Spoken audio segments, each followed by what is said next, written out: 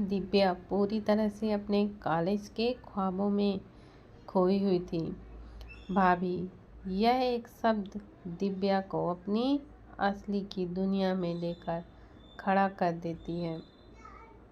Divya guitar से अपने हाथ हटाकर आवाज़ की तरफ देखती है तो उसे सभी लोग कुछ दूरी पर खड़े दिखते हैं।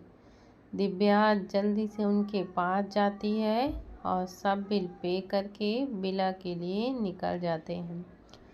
ट्रैफिक की वजह से कार रास्ते पर ही फंसी हुई थी। दिव्या हॉर्न की आवाज़ सुनकर काफ़ी ज़्यादा परेशान हो जाती है।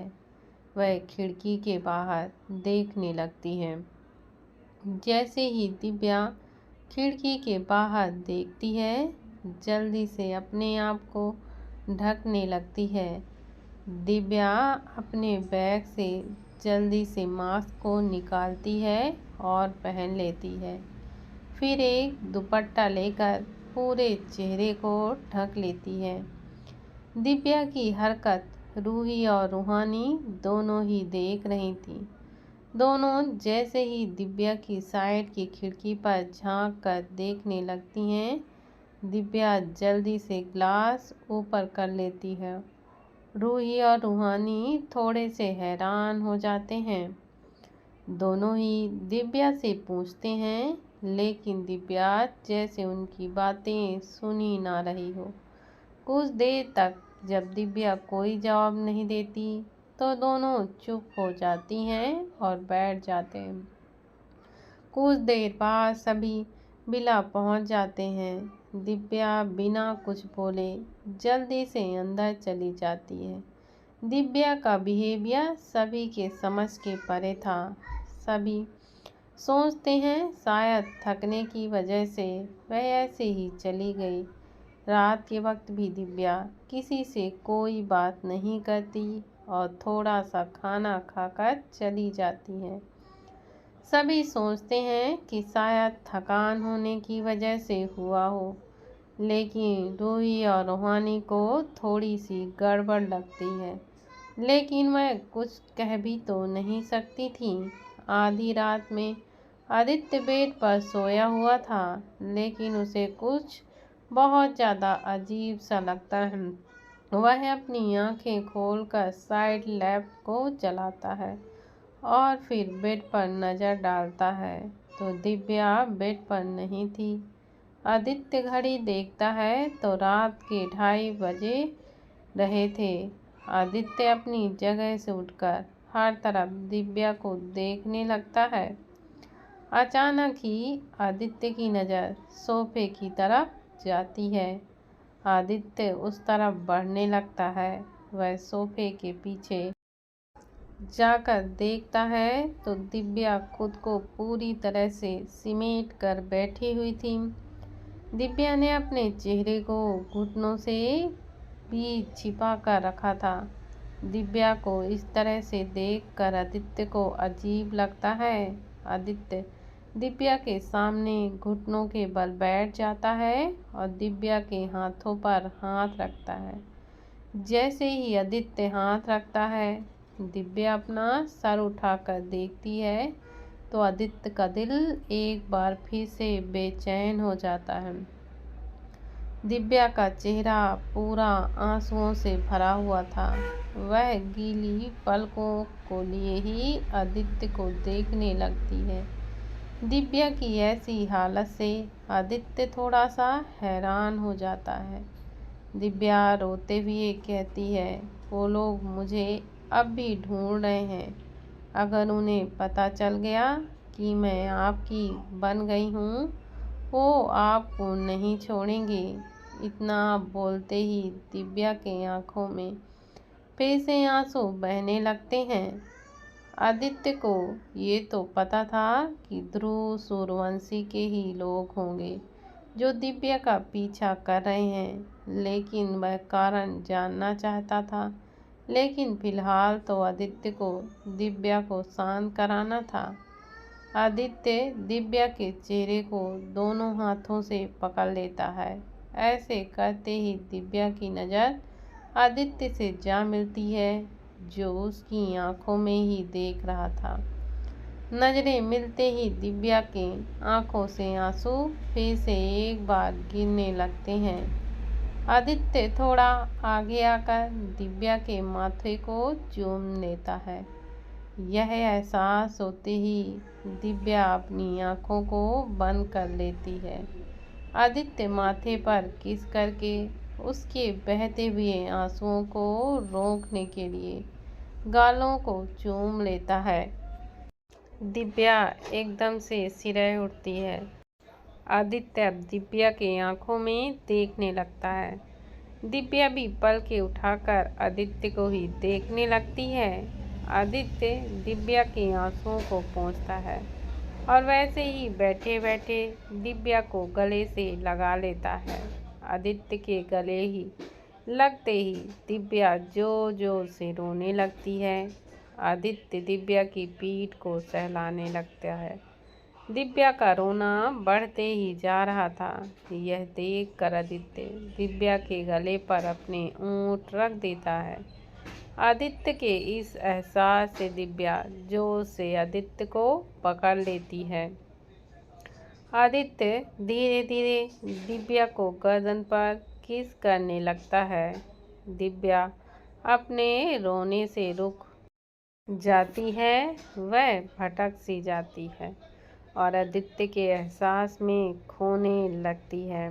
आदित्य को जब एहसास होता है कि दिव्या का रोना पूरी तरह से बंद हो चुका है तो वह दिव्या को अपनी बाहों में उठा लेता है। आदित्य दिव्या के आंखों में देखते हुए बेड तक लेकर जाता है और उसे लेटाकर खुद भी उसके पास लेट जाता है और दिव्या के गर्दन की तरफ जाकर फिर से किस करने लगता है। दिव्या की सांसें जोरों से चलने लगती हैं, उसकी मुट्ठियां भी कस जाती हैं। आदित्य दिव्या के दोनों हाथ की मुट्ठियों को खोल खुद की उंगलियों को फंसा लेता है। दिव्या की धड़कन एकाएक तेजी से धड़कने लगती है और एकदम तेज हो जाती है। आदित्य दिव्या के ऊपर आकर उसके गालों पर किस करने लगता है। दिव्या बस अपनी आंखें बंद करके उसे महसूस करने की कोशिश करने लगती है। आदित्य धीरे धीरे दिव्या के होठों की तरफ बढ़ने लगता है, जो कब से उसे अट्रैक्ट करने की कोशिश कर रहे थे। आदित्य अपने लबों को दिव्या के लबों के साथ जोड़ने ही वाला था, लेकिन वह रुक जाता है और दिव्या की ओर देखने लगता है, जो अब तक गहरी सांसें ले रही थी। आदित्य दिव्या के साइड लेकर दिव्या के कमर पर हाथ रखकर अपने एकदम पास खींच लेता है। आदित्य के ऐसे करते ही दिव्या की आंखें खुल जाती हैं और वह आदित्य को देखने लगती है। आदित्य आगे बढ़कर दिव्या की आंखों को चूम लेता है तो दिव्या की पलकें एकदम से बंद सी हो जाते हैं। दिव्या के पलकें बंद होते ही आदित्य उसे अपनी बाहों में भर लेता है और पीठ को सहलाने लगता है। कुछ ही देर में दिव्या आदित्य के बाहों में सुकून से सो जाती है।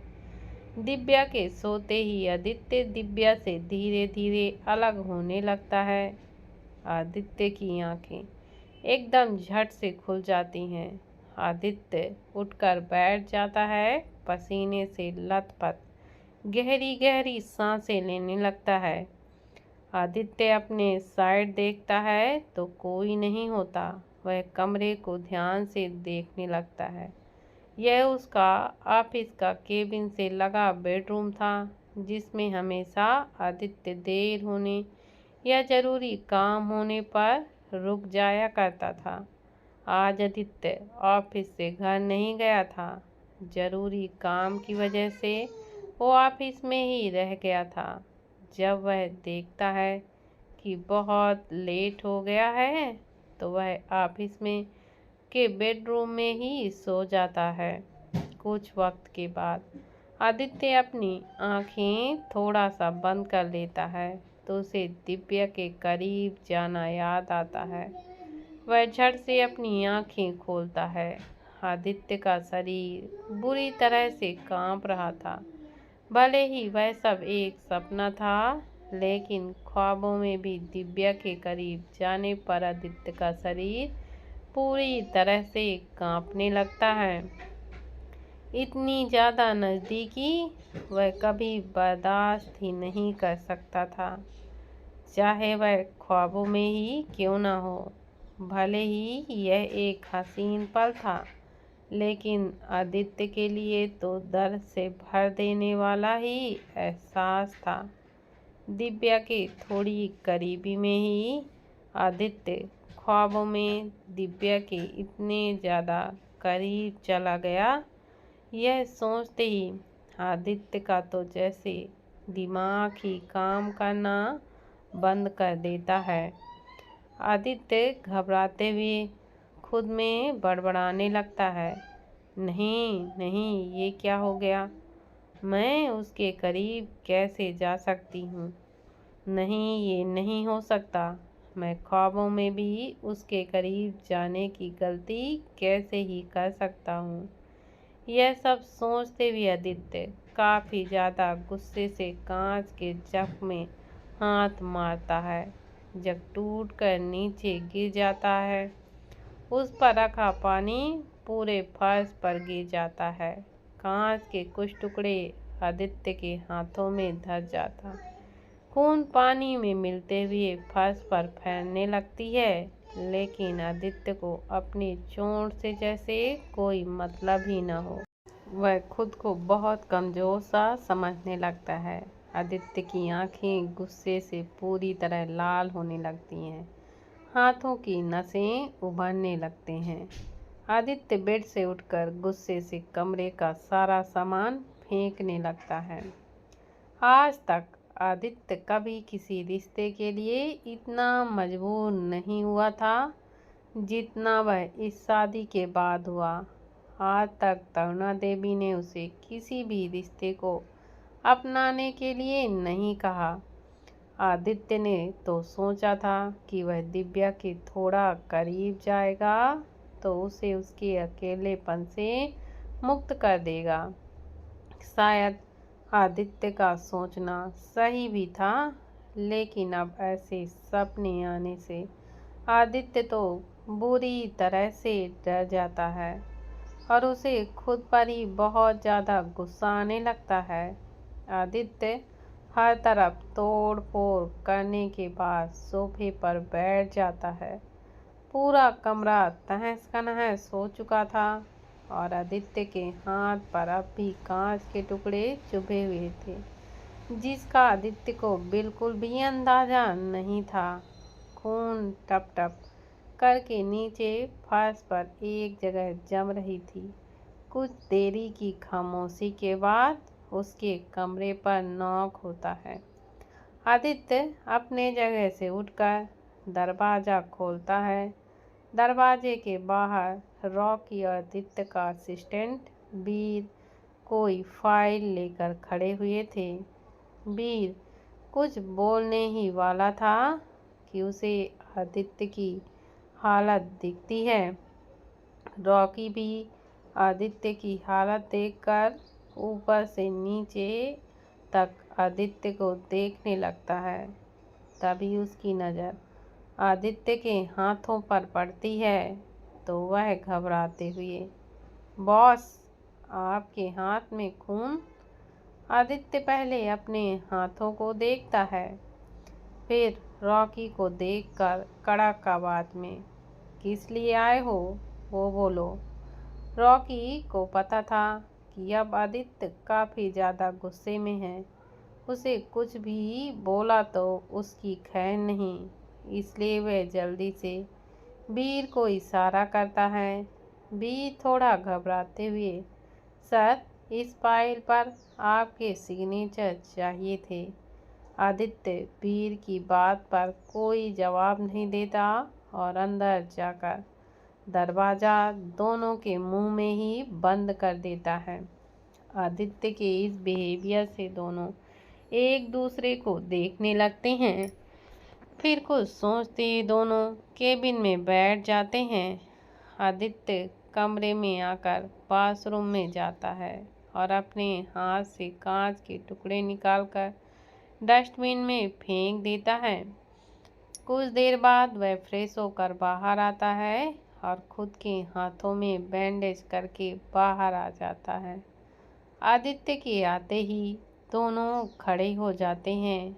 आदित्य अपनी चेयर पर बैठता है तो वीर जल्दी से फाइल को आगे बढ़ा देता है। आदित्य बिना वक्त गंवाए उसमें सिग्नेचर कर देता है। फाइल लेकर वीर तो वहाँ से चला जाता है। अब केबिन में आदित्य और रॉकी थे। आदित्य अपने लैपटॉप ओपन करते हुए, मेरे कमरे की सफाई करवा दो। आदित्य की बात सुनते ही रॉकी केबिन से निकलकर एक आदमी को लेकर जाता है और आदित्य के बेडरूम की तरफ बढ़ जाता है। बेडरूम की हालत देखकर दोनों ही हैरान से हो जाते हैं। वह आदमी कुछ देर बाद कमरे को साफ करके बाहर चला जाता है। रॉकी किसी से बात करते हुए कॉल कट करके कहता है, बॉस, उन लोगों का क्या करें? वो बोल रहे हैं उन्हें कुछ नहीं पता। तुरंत आदित्य की एकदम कड़क आवाज़ आती है, मार दो। ऑर्डर मिलते ही रॉकी किसी को कॉल करता है और उसे इंस्ट्रक्शन देकर कॉल कट कर देता है। तभी उसे आदित्य की फिर से आवाज़ सुनाई देती है, डिवोर्स पेपर रेडी कराओ। आदित्य के ऐसे अचानक बोलने से रॉकी कुछ भी समझ नहीं पाता। फिर डिवोर्स पेपर किसकी रेडी करवाना है? रॉकी हिचकिचाते हुए पूछता है, बॉस, किसकी? रॉकी के इस सवाल पर आदित्य उसे घूरने लगता है। रॉकी थोड़ा हड़बड़ा जाता है और तुरंत कहता है, मैं समझ गया बॉस। आदित्य अपने लैपटॉप पर काम करते हुए, और हाँ, दादी को इसके बारे में पता नहीं चलना चाहिए। आदित्य की बात सुनकर रॉकी थोड़ा परेशान हो जाता है। उसे तो पता था कि कोई भी काम करने पर तरुणा देवी को जैसे भी करके पता चल ही जाता है। ये सब जो है उसके अंडर में ही तो होता है। अब उनसे कैसे छुपाया जाए? रॉकी थोड़ा सा परेशान से, लेकिन बॉस। रॉकी इतना ही बोलता है कि आदित्य तुरंत जवाब देता है, आई डोंट नो, तुम कैसे करोगे? मुझे तो बस डिवोर्स पेपर चाहिए।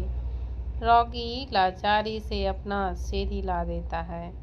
इधर आज दिव्या विकासा जी के साथ मंदिर में दर्शन के लिए गई।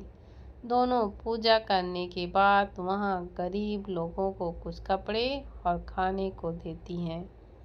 विकासा जी जब भी मंदिर आया करती थीं, हमेशा ही गरीबों में खाना और कपड़े बांटा करती थीं। दिव्या यह देखकर बहुत अच्छा लगता है। दिव्या भी अपनी माँ के साथ जब मंदिर जाया करती थी, तब वो भी ऐसे ही किया करती थी। दिव्या को विकासा जी में हूबहू अपनी माँ की परछाई दिखने लगती है। विकासा जी सबको बांटने के बाद दिव्या के पास आती हैं। दिव्या उन्हें अपने पास देखकर मुस्कुराते हुए कहती, आप बिल्कुल मेरी माँ जैसी हैं। विकासा जी मुस्कुराते हुए दिव्या के सर पर हाथ रखकर कहती हैं, माँ जैसी नहीं, मैं आपकी माँ ही हूँ। उनकी बात सुनकर दिव्या की आंखें थोड़ी सी नम सी हो जाती हैं और वह तुरंत विकासा जी के गले लग जाती है। दिव्या और विकासा जी एक बेंच पर बैठे हुए थे। दिव्या अपने और अपने परिवार के बारे में विकासा जी को सारी बातें बता रही थी। अचानक ही दोनों के बीच में शांति छा जाती है। शांति को तोड़ते हुए विकासा जी कहती हैं, दिव्या, आपका पता है, मेरी बहुत चाहत थी कि मेरी बेटी हो, लेकिन तीनों बार ही बेटा नसीब हुआ। मैं हमेशा से भगवान से यही शिकायत करती थी, लेकिन आज मुझे पता चला कि भगवान ने मेरी बात क्यों नहीं सुनी। विकासा जी के इतना बोलते ही दिव्या उन्हें देखने लगती है।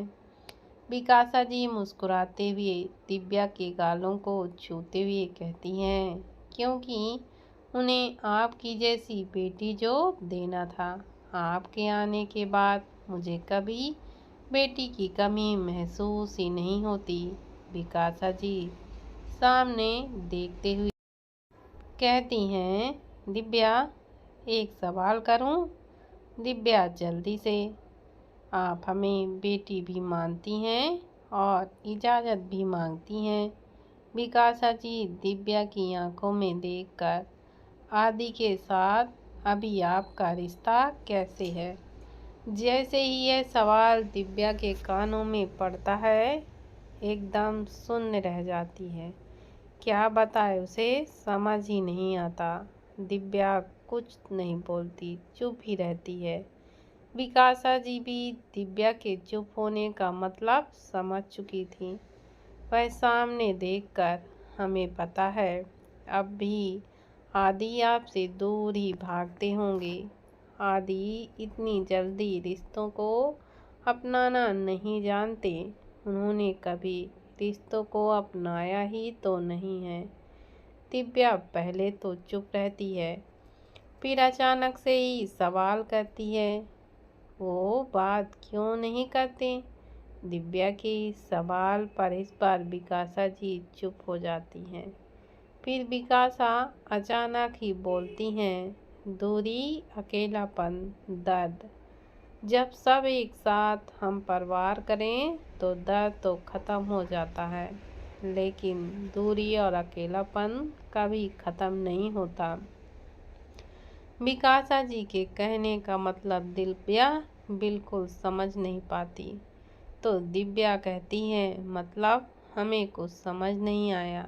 विकासा जी अपनी जगह से उठकर दिव्या को पीट करके खड़ी हो जाती हैं और कहती हैं, आदि हमारे साथ कभी बचपन से नहीं रहे। हमने हमेशा ही उनको इंसानों से दूर रखा है, अपनों से दूर रखा है, खुद से दूर रखा है। हमेशा उन्होंने अकेलापन ही सहा है। अब उन्हें अकेलापन की आदत सी हो गई है। दिव्या फिर से, लेकिन क्यों? जैसे ही यह सवाल करती है, वैसे ही विकासा जी का फ़ोन बजता है। वह कॉल रिसीव करती हैं और कुछ देर बात करने के बाद दिव्या से, चलिए दिव्या, अब हमें घर जाना होगा। दिव्या अपनी जगह से खड़े होकर वहाँ से जाने लगती है। आज भी दिव्या को क्यों का जवाब नहीं मिल पाया। वहीं प्रीत भी इसी मंदिर से ही गुजर रही थी, तभी उसे सिंघानिया की गाड़ी दिखी। प्रीत कुछ सोचते हुए वहीं रुक जाती है, शायद अर्जुन को देखने के मकसद से या उसकी पत्नी को। पहले विकासा जी कार में बैठती हैं। प्रीत देखते ही समझ जाती है कि यह अर्जुन की माँ है। तभी दिव्या कार के सामने पहुंचती है। दिव्या ने अपने सर पर साड़ी से कवर किया हुआ था, इसलिए प्रीत उसके चेहरे को देख ही नहीं पाई। प्रीत दिव्या को देखकर ये तो समझ जाती है कि वह अर्जुन की वाइफ है, लेकिन उसका चेहरा बिल्कुल ही नहीं दिख रहा था। प्रीत काफ़ी ज़्यादा कोशिश कर रही थी दिव्या को देखने की, लेकिन कोई फ़ायदा नहीं। आखिर में दिव्या कार में बैठ जाती है और प्रीत गुस्से से स्टीयरिंग पर मारती है, फिर अपने आप से, कब तक तुम मुझसे बच पाओगी? मरना तो तुम्हें मेरे ही हाथों ही है। इतना बोलते ही प्रीत अपनी कार को आगे बढ़ा देती है। वहीं दूसरी तरफ ज्येष्ठा अपने दोस्त से मिलने के लिए होटल में जाती है। वह कमरे को ढूंढ ही रही थी कि तभी उसे ध्रुव दिखता है, जो एक लड़की को अपनी गोद में उठाकर उसकी ही तरफ आ रहा था। ज्येष्ठा जल्दी से छुप जाती है। ध्रुव एक कमरे का दरवाजा खोलता है और उस लड़की को उसी तरफ से गोद में लिए हुए कमरे के अंदर चला जाता है। उनके कमरे में जाते ही ज्येष्ठा बाहर आती है और मुंह बनाते हुए बोलती है, ये इंसान कभी नहीं सुधरेगा, हौसी कहीं का। पता नहीं कितनी लड़कियों के साथ ये सब करता रहता है। फिर थोड़ा गुस्से से, जितना मजा करना है कर ले, तेरी मौत की तारीख तो मैं अपने हाथों से ही लिखूंगी। ज्येष्ठा आगे बढ़ते हुए वहां से फिर से कमरे ढूंढने लगती है। वहीं कमरे में ध्रुव उस लड़की को अपनी गोद में लिए हुए बेड के सामने जाकर बैठा देता है। जैसे ही लड़की को वह बैठाता है, वह फिर से ध्रुव से चिपक जाती है और ध्रुव के शरीर पर हाथ फेरने लगती है। ध्रुव बेड पर बैठ जाता है और अपनी गन निकालकर साइड टेबल पर रख देता है। वह लड़की बेड के ऊपर चढ़कर ध्रुव के शर्ट के बटन खोलने लगती है। ध्रुव उस लड़की को बस देखे जा रहा था। सारे बटन खोलकर वह लड़की ध्रुव के शर्ट को उसके शरीर से अलग कर देती है और उसके पैर अपने हाथों में चलाना शुरू कर देती है। ध्रुव अपनी आंखें बंद कर लेता है और लड़की ध्रुव को धक्का देकर बेड पर गिरा देती है और खुद उसके ऊपर आकर उसके सीने पर अपने होठों को रख देती है और उसके होंठ सीने से गर्दन तक जाने लगती है। वहीं ध्रुव शांति से आंखें बंद करके